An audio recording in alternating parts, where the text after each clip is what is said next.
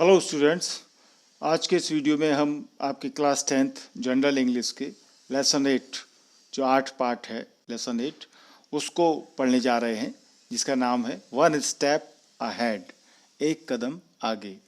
ये लेसन हमारे जो फेमस व्यक्तित्व के धनी राष्ट्रपति रहे हैं श्रीमान APJ अब्दुल कलाम, उनके द्वारा ये खुद लिखा गया है।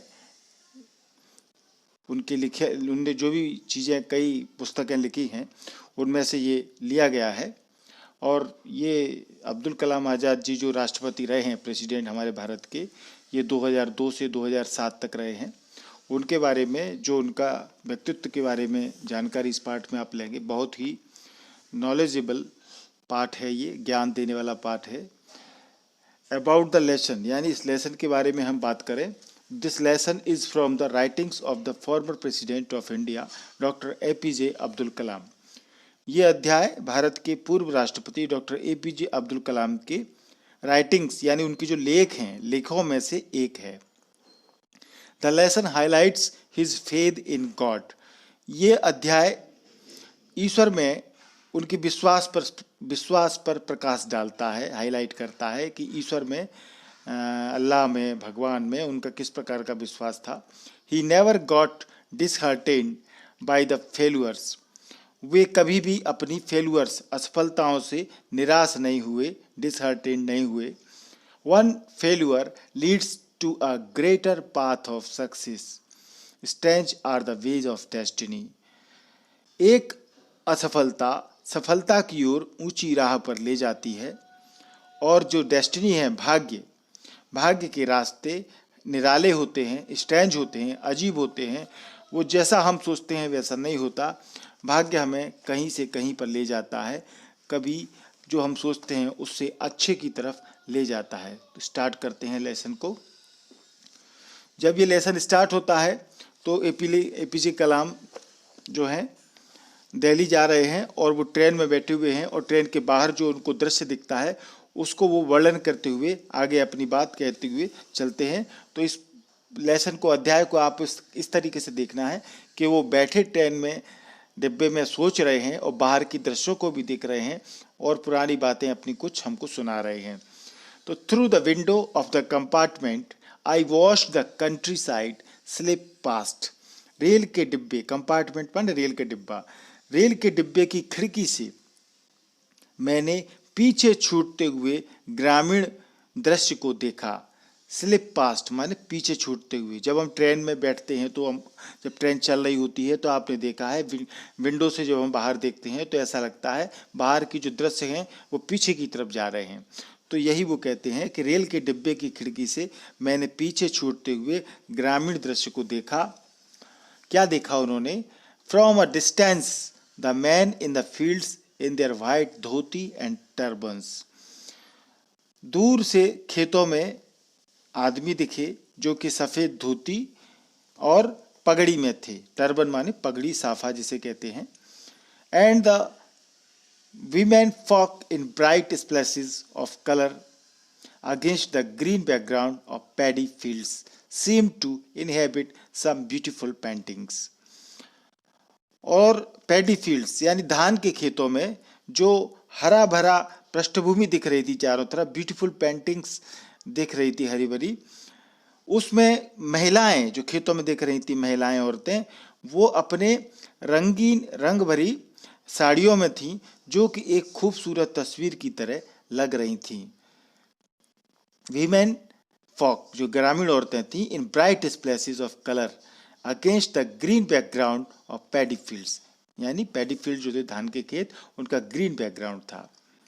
सीम to inhabit some beautiful paintings, और वो किसी खूबसूरत तस्वीर की तरह लग रही थी। I sat glued to the window, मैं खिड़की से चिपक करके बैठा रहा, देखता रहा बाहर का दृश्य। Almost everywhere people were engaged in some activity which had a rhythm and tranquility about it, men driving cattle, women fetching water from streams। लगभग सभी जगह लोग किसी न किसी कार्यकलाप में, गतिविधि में व्यस्त थे। एंगेज्ड माने व्यस्त रहना, लगे हुए थे किसी एक्टिविटी में, और जो वो काम कर रहे थे उसमें एक रिदम थी, एक लय थी और शांति थी, ट्रैंक्विलिटी थी। लोग अपने जानवरों को हाँक रहे थे, man driving cattle, women फैचिंग water from streams, महिलाएं झरनों से, जो पानी का स्रोत जो होगा वहाँ से वो पानी भर रही थी, पानी ला रही थी। ऑकेजनली, कभी कभी, ए चाइल्ड वुड अपीयर, कभी कोई बच्चा दिख जाता, सामने आता, and wave at the train, और ट्रेन को हाथ हिलाता। आपने देखा है गांव के बच्चे जब ट्रेन चलती है तो अक्सर ऐसा करते हैं, हाथ हिलाते हैं, कि उनको प्लेन दिख जाता है तो वो आकाश में उसको देखने के लिए इकट्ठा हो जाती हैं। तो ऐसा दृश्य अक्सर हमको देखने को मिलता है। It is astonishing how the landscape changes as one moves northwards। अब अब्दुल कलाम बता रहे हैं कि यह एक आश्चर्यजनक है कि जैसे जैसे हम उत्तर की ओर बढ़ते हैं, उत्तर दिशा की ओर बढ़ते हैं, उत्तर दिशा जब आप भारत का नक्शा देखेंगे तो दिल्ली, हिमालय जो है वो हमारे उत्तर दिशा में आता है, ऊपर की ओर। तो जैसे जैसे हम उत्तर की ओर बढ़ते हैं, the rich and fertile planes of the river Ganga and its numerous tributaries have invited invasions, turmoil and change। तो जैसे जैसे हम उत्तर की ओर बढ़ते हैं तो हम क्या देखते हैं, वो उत्तर की ओर बढ़ने पर चेंज होता जाता है, परिवर्तित होता जाता है, क्योंकि हम जानते हैं कि जलवायु और भूदृश्य जो रहता है वो हर क्षेत्र का अलग अलग होता है।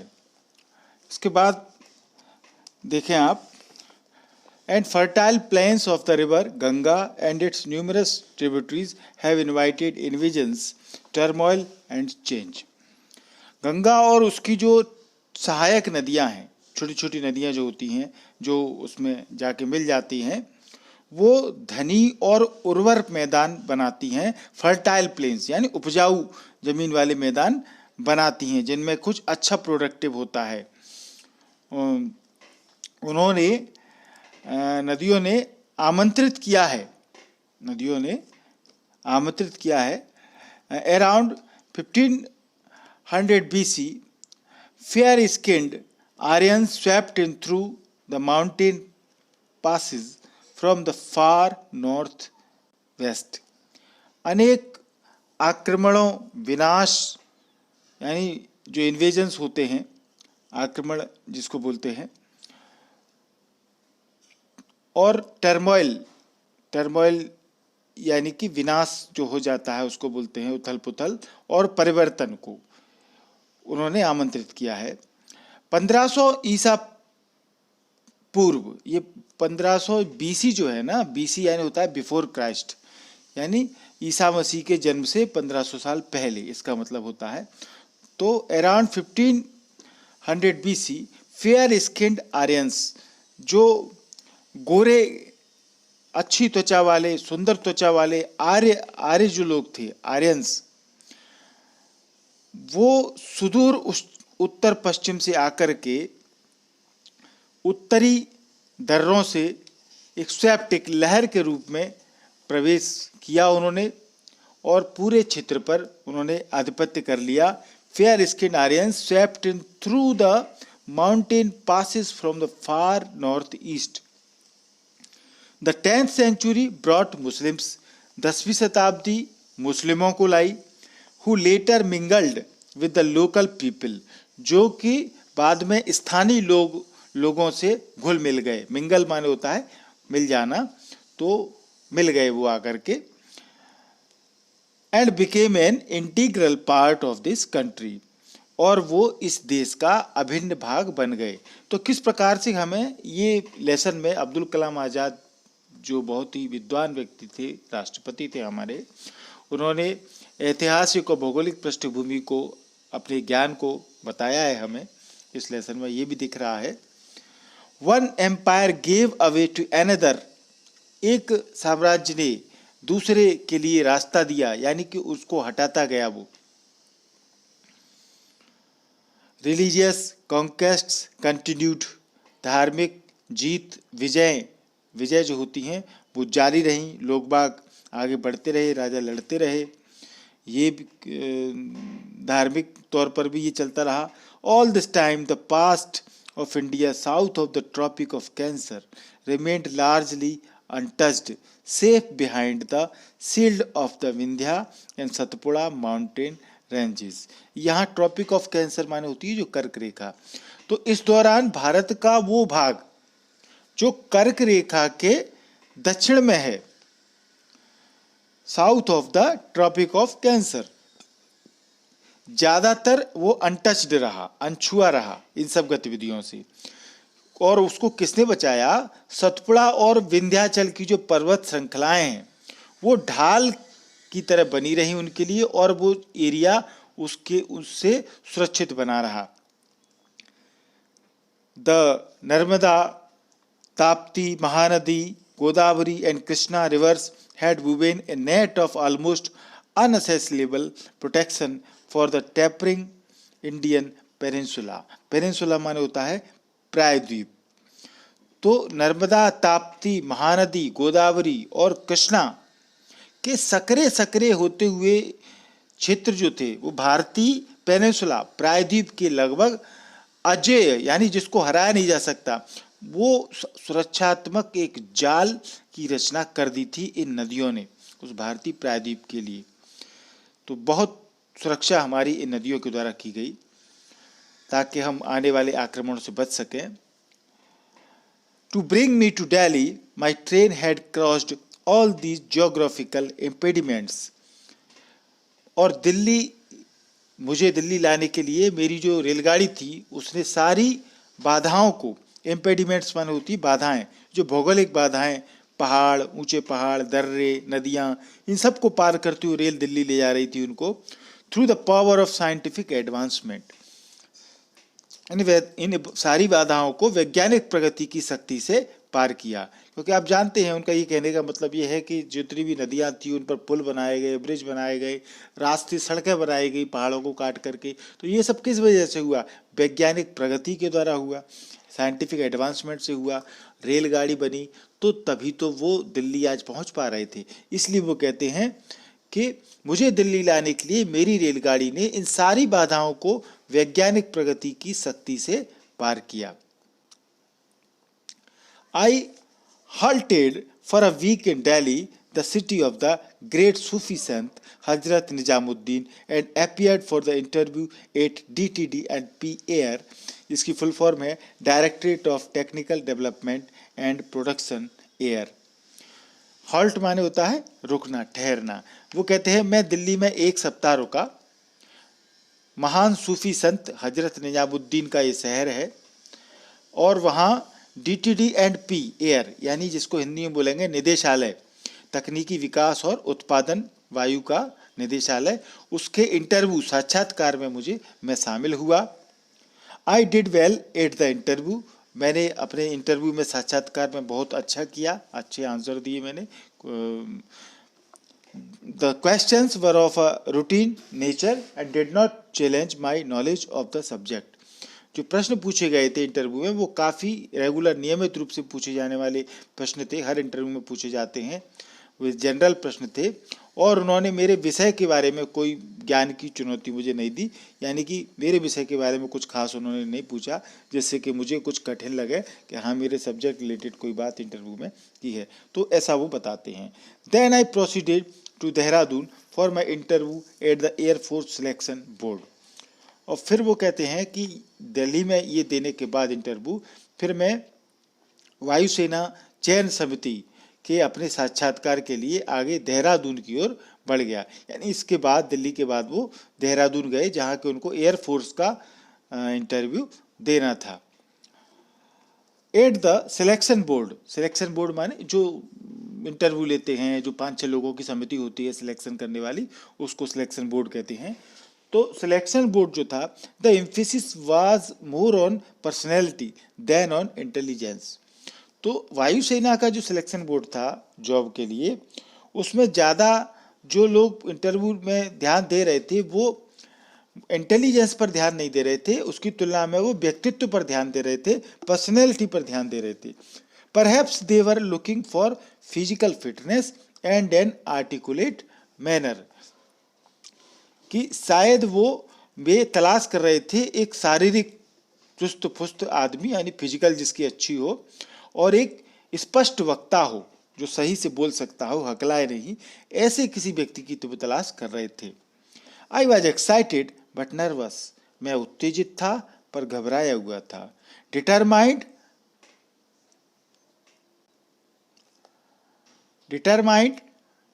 बट एंग्जियस, मैं डिटरमाइंड यानी मैं आत्मविश्वास से भरपूर था पर तनावग्रस्त था। कॉन्फिडेंट मतलब दृढ़ निश्चय के साथ में मैं चिंतित था, यानी डिटरमाइंड के साथ में एंग्जियस था, और कॉन्फिडेंट के साथ में टेंस था, यानी आत्मविश्वास से भरपूर था पर थोड़ा टेंस था, तनावग्रस्त था। I could only finish 9th in the batch, 8 अधिकारियों का उनको चयन करना था। I could only finish 9th in the batch of 25 examined to select 8 officers for commissioning in the Air Force. Air force के 25 ट्रेंड प्रशिक्षितों में मुझे 9वां स्थान मिल सका। 8 अधिकारियों के चयन के लिए होना था ये, और मुझे 9वां स्थान मिला। I was deeply disappointed, और मैं पूरी तरीके से निराश था। It took me some time to comprehend that the opportunity to join the Air Force had just slipped through my fingers. और मुझे यह समझने में थोड़ा वक्त लगा कि एयर फोर्स में शामिल होने का जो मुझे अवसर मिला था, मेरे हाथों से अब वो स्लिप हो गया था, अभी फिसल गया था उंगलियों से, slipped through my fingers. I dragged myself out of the selection board and stood at the edge of a cliff. वो उस समय का अनुभव बता रहे हैं, इंटरव्यू के टाइम पे क्या हुआ था।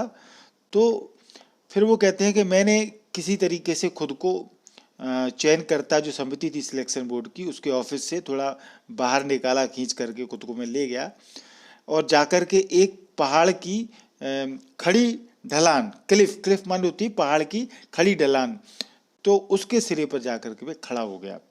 There was a lake far below, वहाँ बहुत नीचे एक लेक थी, एक झील थी। I knew that the days ahead would be difficult, मैं जानता था कि आने वाले दिन कठिन होंगे। There were questions to be answered and a plan of action to be prepared, प्रश्नों के उत्तर देने होंगे और एक प्लान ऑफ एक्शन, एक कार्य योजना मुझे तैयार करनी होगी। आई ट्रैकड डाउन टू ऋषिकेश, और फिर मैं पहाड़ी मार्ग से चल करके ऋषिकेश चला गया। यानी वो उस समय उनके मन के जो विचार थे, उन विचारों को वो व्यक्त कर रहे हैं, किस प्रकार से एयरफोर्स का इंटरव्यू दिया, उसके बाद उनको नवी पोजीशन मिली, वो निराश थे, सिलेक्शन नहीं हो सका था उनका, तो बहुत इच्छा थी उनकी एयरफोर्स में जाने की, परंतु वो पूरी नहीं हो पाई थी। अभी उनको ऐसा लग रहा था, शंका थी कि पता नहीं क्या होगा। तो इसके बाद वो ऋषिकेश चले गए। आई bathed in the Ganga and reveled in the purity of its water. मैंने गंगा में स्नान किया और उसके जल की शुद्धता का आनंद उठाया। रेविल्ड माने होता है आनंद उठाना। गंगा नदी में नहाना बड़ा ही शुद्ध माना जाता है। आदमी कहते हैं कि सारे पाप धुल जाते हैं, बुराइयां खत्म हो जाती हैं, तो उनको ये अनुभव हुआ। Then I walked to the Shivanand ashram situated a little way up the hill, और फिर मैं पैदल चलता हुआ शिवानंद आश्रम पहुंचा, जो पहाड़ी पर थोड़ा ऊपर स्थित था, वे up the hill. I could feel intense vibrations when I entered, जब मैं पहुंचा तो मुझे एक प्रबल स्पंदन, एक वाइब्रेशन सा अपने अंदर फील हुआ। उस आश्रम में इंटेंस वाइब्रेशंस फील हुआ। I saw a large number of sadhus seated all around in a state of trance, मैंने देखा कि वहाँ बहुत से साधु चारों ओर, जो समाधि की अवस्था होती है ना, तप की अवस्था, उसमें वो सब बैठे हुए थे। ट्रेंस माने तप की अवस्था, a state of trains.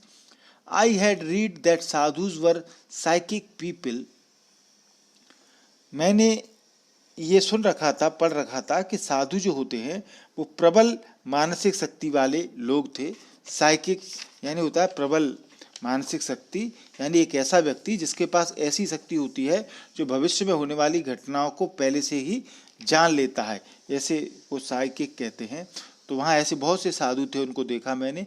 People who know things intuitively, जो कि ऐसे लोग होते हैं इंट्यूटिवली यानी जो व्यक्ति जिनकी इंद्रियां अथवा उनका जो दिमाग से किसी भी बात को वो तुरंत समझ लेते हैं, ऐसे व्यक्ति वो साधु थे। And in my dejected mood, और मैं दुखी अपनी मानसिक दशा में, I sought answer to the doubts that troubled me, मैं उन डाउट्स के उत्तर जानना चाहता था जिन्होंने मुझे परेशान कर रखा था। आई मेट स्वामी शिवानंद, मैं स्वामी शिवानंद से मिला। A man who looked like a Buddha bearing a snow white dhoti and wooden slippers, वो एक ऐसे व्यक्ति थे जो भगवान बुद्ध की तरह दिखते थे और एक स्नो वाइट यानी बर्फ जैसी सफ़ेद धोती पहने हुए थे और वुडन स्लीपर्स यानी कि लकड़ी की जो खड़ाऊ होती हैं वो पहने हुए थे। He had an olive complexion and black piercing eyes, उनकी जो ऑलिव कॉम्प्लेक्सन यानी जो रंग था चेहरे का वो जैतून की तरह था और उनकी अंदर तक भेदती हुई आंखें थी यानी प्रभावित आंखें थी।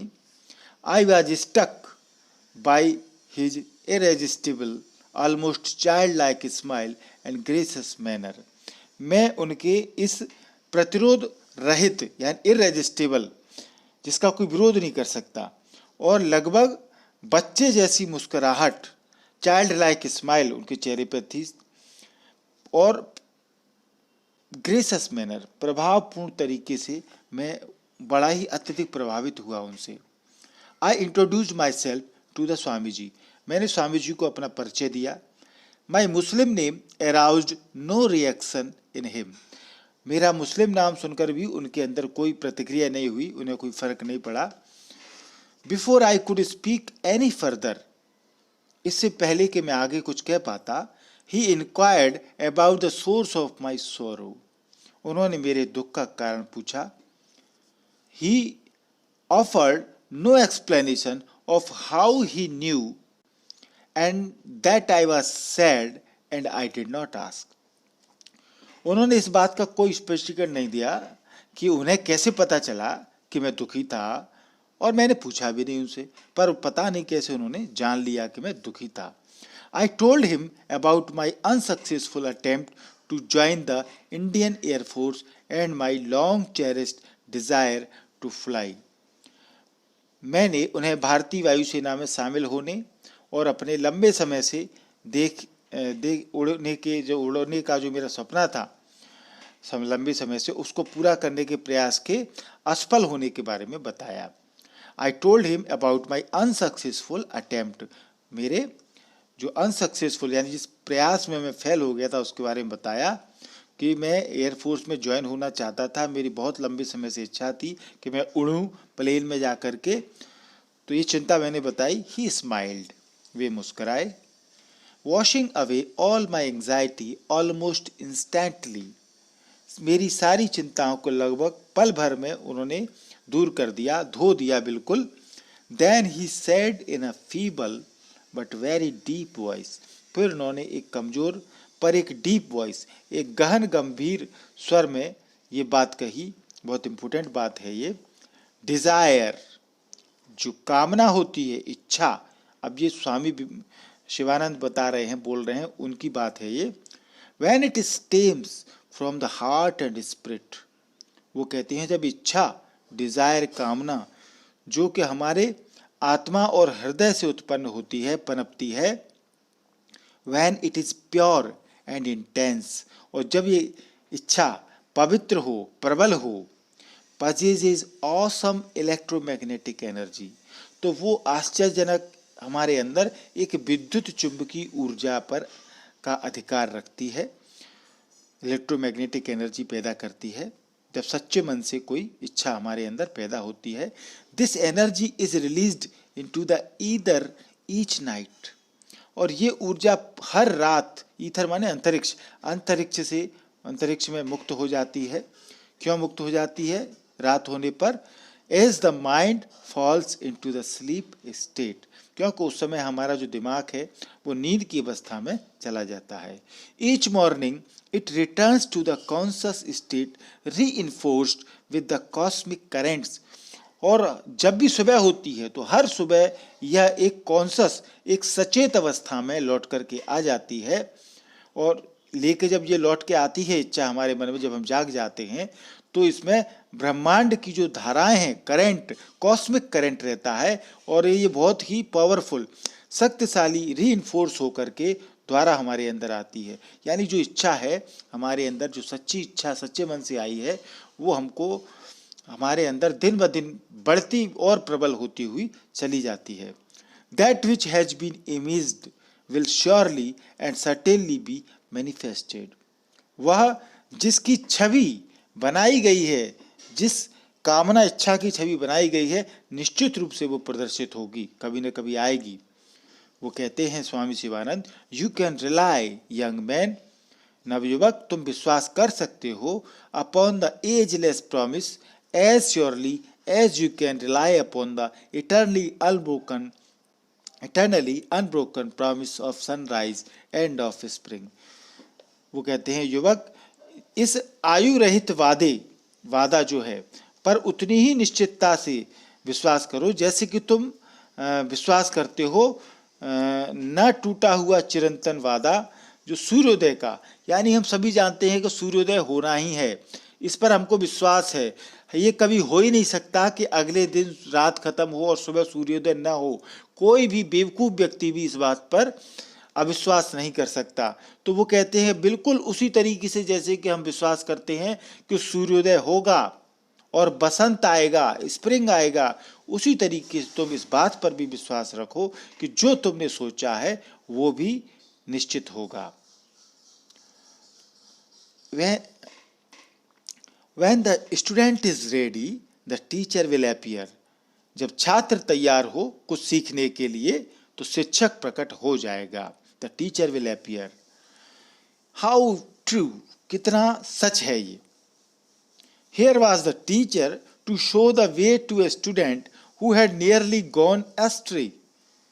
वो कहते हैं, अपने मन में सोच रहे हैं कि यहाँ एक शिक्षक यानी स्वामी शिवानंद उस विद्यार्थी को यानी कि स्वयं अब्दुल कलाम को मार्ग दिखाने को खड़े थे, मार्ग दिखा रहे थे, जो कि लगभग भटक चुका था अपने मार्ग से। गॉन एस्ट्रे, एस्ट्रे मैंने होता है अपने पथ से भटक जाना। Here was the teacher to show the way to a student who had nearly gone astray। Accept your destiny and go ahead with your life। स्वामी शिवानंद कहते हैं, अपने भाग्य को स्वीकार करो और जीवन के साथ आगे बढ़ो। You are not destined to become an air force pilot। तुम वायुसेना का एक विमान चालक पायलट बनना तुम्हारे भाग्य में नहीं है। What you are destined to become is not revealed now। तुम अपने भाग्य से जो बनने वाले हो वो अभी दिख नहीं रहा है, रिवील नहीं हो रहा है, जाहिर नहीं हो रहा है, बट इट इज प्रीडिटरमाइंड, परंतु ये पूर्व निर्धारित है, तुम कुछ ना कुछ बनोगे। Forget this failure as it was essential to lead you to your destined path. इस असफलता को भूल जाओ, इस फेल्यूर को भूल जाओ जो तुम फेल हुए हो, असफल हुए हो, क्योंकि ये आवश्यक है ताकि तुम अपने भाग्य द्वारा निर्धारित पथ पर चल सको। भाई कोई व्यक्ति यदि फेल हुआ है किसी काम में तो उसको ये रोने धोने की जरूरत नहीं है। इसका मतलब यह है भाग्य ने, भगवान ने उसके लिए ये चीज नहीं चुनी, उसके लिए कोई दूसरी और अच्छी चीज चुनी है, जिसके लिए अब दूसरा रास्ता खुल गया है और उसे वहां जाना है। तो कभी भी बच्चों किसी भी जिंदगी में निराश ना हो। किसी चीज में परीक्षा में फेल हो जाते हो तो इसका मतलब जिंदगी तुम्हें कुछ और सिखाने जा रही है। सचिन तेंदुलकर का इतिहास देख लो, 10 तक पढ़े थे, ज़्यादा नहीं पढ़े थे। कई असफल व्यक्ति हैं, सफल जो असफल हुए पर फिर सफलता की ओर बढ़े। तो तुम भी कि भगवान ने बनाए हो तो किसी न किसी काम के लिए बनाए होगे, और तब तक असफलताएं कई मिल सकती हैं तुम्हें, जब तक कि तुमको वो मंजिल ना मिले। तो भटकना नहीं है, आगे बढ़ते रहना है। तो शिवानंद यही कहते हैं कि तुम्हारे भाग्य में एयरप्लेन जो पायलट है, पायलट बनना नहीं लिखा, तुम आगे बढ़ते रहो, जरूरी है, क्योंकि तुम्हारे भाग्य में जो लिखा है उसकी तरफ, उस रास्ते की तरफ तुमको बढ़ते रहना है, ताकि तुम अपने भाग्य द्वारा निर्धारित पथ पर चल सको। सर्च, खोज करो, तलाश करो, instead for the true purpose of your existence. तुम एग्जिस्टेंस में क्यों हो, तुम्हारा अस्तित्व क्यों है, अपने अस्तित्व के वास्तविक उद्देश्य को तलाश करो। Become one with yourself my son, मेरे पुत्र, स्वयं को ईश्वर की इच्छा के आगे समर्पित करो। Surrender yourself to the wish of God, Swami ji said, Swami ji ने कहा खुद को ईश्वर की इच्छा के आगे समर्पित करो, यानी कि ईश्वर ने कुछ ना कुछ तुम्हारे लिए जरूर बना रखा है, और तब तक तुम्हें इंतजार करना होगा। धैर्य के साथ डटे रहो, संघर्ष करते रहो। असफल हो कई कामों में तो कोई प्रॉब्लम नहीं है, निश्चित तुम्हारे लिए कुछ अच्छा आगे लिखा हुआ है, आगे बढ़ते रहो। I returned to Delhi and inquired at the DTP and PAR about the outcome of my interview. आगे वो कहते हैं मैं दिल्ली वापस आया और मैं DTD एंड PAR का जिसका मैंने इंटरव्यू दिया था, साक्षात्कार दिया था, उसका रिजल्ट का पता लगाया मैंने। आउटकम माने परिणाम, रिजल्ट का पता लगाया। इन रिस्पॉन्स, और उसकी इस प्रतिक्रिया में I was handed my appointment letter, मुझे मेरा नियुक्ति पत्र थमा दिया गया। यानी वो निराश थे, परंतु उनकी एयरफोर्स में नौकरी लग गई थी। तो देखा ना भाग्य किस प्रकार से उनका इंतजार कर रहा था और उनको वो मिल गया। I join the next day as senior scientific assistant on a basic salary और ₹250 per month.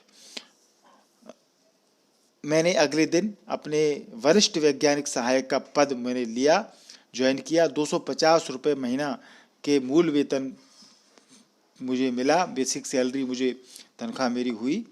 If this was to be my destiny, यदि यह मेरा भाग्य है, आई थॉट, मैंने सोचा, लेट इट बी सो, तो चलो यही सही। ये बात आप भी अपने मन में पूछा करें। वो कहते हैं लोग, यदि यही मेरा भाग्य है, मैंने सोचा, तो चलो यही सही, लेट इट बी सो।